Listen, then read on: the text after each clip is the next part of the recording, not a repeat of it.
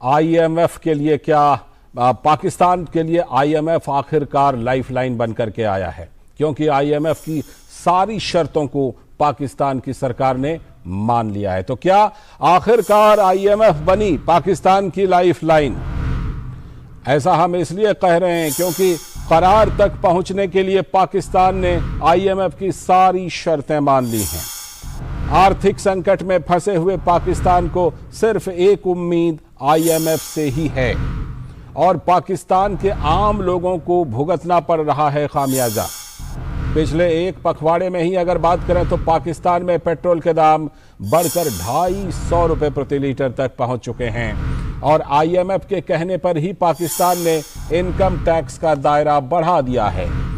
लेकिन महंगाई की बोझ से दबी आम गरीब जनता को 2000 रुपए की मदद देने का आश्वासन दिया गया है। पाकिस्तान के वित्त मंत्री मुफ्ती इस्माइल आईएमएफ से करार को मानते हैं बड़ी उपलब्धि। $6 बिलियन के बेल आउट पैकेज से आर्थिक संकट के बादल छंटने की उम्मीद है पाकिस्तान सरकार को। कर्ज चुकता करने के लिए पाकिस्तान सरकार के पास टैक्स के अलावा कोई प्लान नहीं है। और इस खबर पर जुड़ रहे हैं हमारे सलाहकार संपादक विनोद मिश्र जी, जुड़ चुके हैं। विनोद जी, ये जो $6 बिलियन का जो पैकेज है, इससे पाकिस्तान का कब तक काम चल पाएगा? क्या कम से कम अभी ये कहा जा सकता है कि जो एकदम सर पर संकट सवार था उससे थोड़ी सी राहत पाकिस्तान को मिलेगी आईएमएफ की सारी शर्तें मान लेने के बाद? लाल जी, ये बात तो तय है कि आईएमएफ ने एक तरह से एश्योर तो जरूर किया है पाकिस्तान को कि $6 बिलियन का जो ये पैकेज है, बेल आउट पैकेज है, उसे मिलेगा।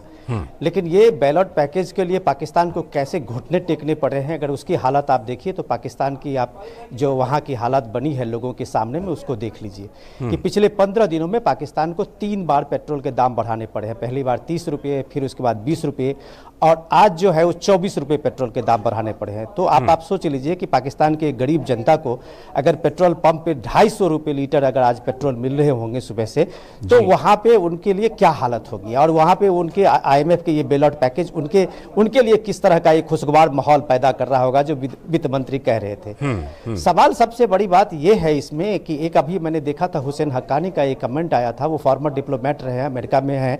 उन्होंने कहा था ये पाकिस्तान की प्रॉब्लम है, ये पाकिस्तान की प्रॉब्लम है कि पिछले 70 साल से पाकिस्तान ने अपने को एज ए नेशन के रूप में बनाने की जो कोशिश की है, वो नेशन कम और अपने को एक इस्लामाइजेशन के रूप में अपने को ढाला है। और ये प्रॉब्लम जो उसकी हुई है, उसके साथ में जो एक नेशन के रूप में उसको बिल्ड करना था, उसको एक नेशन के रूप में जो अपने पड़ोसी मुल्क या एक इंटरनेशनल एक कम्युनिकेशन बनाना था, एक जो ग्लोबल आप देखें कि जो सिनेरियो बना है उसमें पाकिस्तान को अपनी पहुंच बनानी थी, उसमें उसने कुछ नहीं किया है। पाकिस्तान की लगातार की जो सरकारें रही है वो इसी तरह के बेल आउट पैकेज सब कहीं ना कहीं से ढूंढ के लाती है और अपना इस तरह से संकट को बचा लेती है। तो आज आप देख लीजिए कि पाकिस्तान के पास में $150 बिलियन का अभी एक पूरा कर्जा है और उसको चुकाने में आपको लगता है कि अगर उसके पास में कोई ऐसा प्लान नहीं है, सिर्फ आप इस बार जो है लोगों पे आप टैक्स बढ़ा दिए हैं, जिन लोगों के पास पिछले 70 साल से जिनके पास कोई टैक्स नहीं लगता था उसको भी आपने आईएमएफ के कहने पर उसको टैक्स नेट में ला दिए हैं। तो ये सारी चीजें तो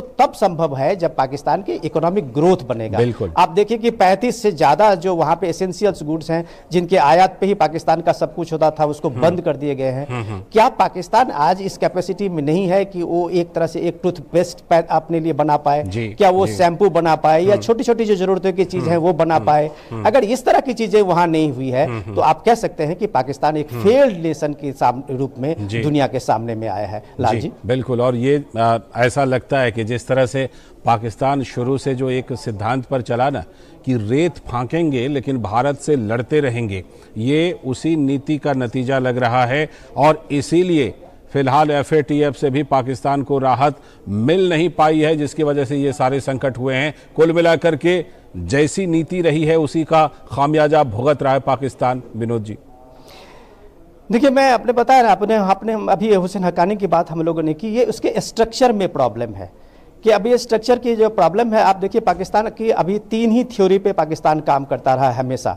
आप उस शुरू के दौर से देखें और आज तक उसका सीधा है कि एक तो इंडिया के अगेंस्ट में अपना पूरा कैंपेन करना, दूसरा वहां का इस्लामाइजेशन है, और तीसरा जो है उसके वो रेडिकल एलिमेंट्स जो है वहां पे उसको एक सपोर्ट देके वो अपना एक इंफ्रास्ट्रक्चर बेस बनाता है पाकिस्तान, जिसको उसने एक तरह से अपना फॉरेन पॉलिसी का एक बेस बना लिया है। अब ये तीनों चीजें बदले दौर में उसका कोई काम नहीं कर रहा है। आप सिंपल सोचिए कि बिलावल भुट्टो इतने वर्षों के बाद एक पाकिस्तान का एक विदेश मंत्री ये बात कह रहा है सार्वजनिक रूप से कि अगर हमने इंडिया को अलग किया हुआ है अपने सारे बिजनेस रिलेशंस में, उससे पाकिस्तान को क्या फायदा हुआ है। बिल्कुल, तो डिफरेंटली आप ये देखिए कि इंडिया ने उसको मोस्ट प्रायोरिटी नेशन का दर्जा दे रखा था पाकिस्तान को, वो पाकिस्तान अपने आगे बढ़ के इंडिया से अपना सारा बिजनेस रिलेशन तोड़ लेता है। तो इस हालत में पाकिस्तान अभी जब बैंक करप्ट हुआ है तो वहां लोगों को एहसास हुआ है कि इंडिया से दोस्ती उसके लिए कितने फायदेमंद है और उसके आर्थिक संकट को कैसे इंडिया उबार सकता है। लाल जी, बहुत बहुत शुक्रिया जुड़ने के लिए और इस खबर पर विस्तार से चर्चा करने के लिए। विनोद जी, पाकिस्तान के संकट पर हम आगे भी बात करते रहेंगे।